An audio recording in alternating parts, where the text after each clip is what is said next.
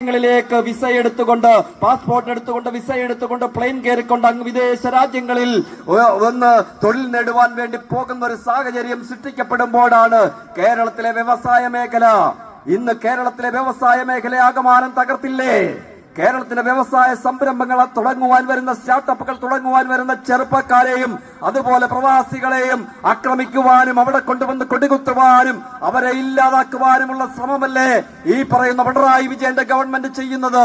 നമ്മൾക്കറിയാം, ഈ പറയുന്ന പാർട്ടിയുടെ നേതാവുണ്ടല്ലോ ഗോവിന്ദൻ എന്ന് പറയുന്ന നേതാവ്.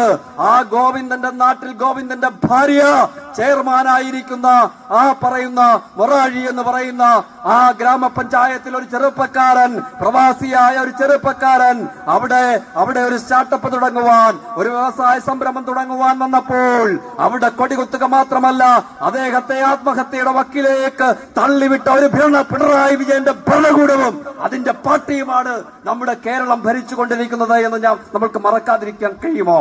ചെറുപ്പക്കാരെ വഞ്ചിച്ച ഒരു ഗവൺമെന്റ്, കർഷകരെ വഞ്ചിച്ച ഒരു ഗവൺമെന്റ്, സാധാരണ മനുഷ്യർക്ക് നീതി കൊടുക്കാത്ത ഒരു ഗവൺമെന്റ്, ഭരണകൂടത്തിന്റെ എല്ലാ ഭീകരമായ മുഖങ്ങളും ഈ ജനതയുടെ മുകളിലേക്ക് ഇട്ടുകൊടുക്കുന്ന ഈ ഭരണ സംവിധാനത്തെ താഴെ ഇറക്കേണ്ട സമയം ഞാനും നിങ്ങളും അടങ്ങുന്ന എന്റെ ശബ്ദം ശ്രമിക്കുന്ന ഈ നാട്ടിലെ നല്ലവരായ ജനാധിപത്യ വിശ്വാസികളുടെ, നല്ലവരായ ജനങ്ങളുടെ അവകാശമാണ്, ഉത്തരവാദിത്തമാണ്.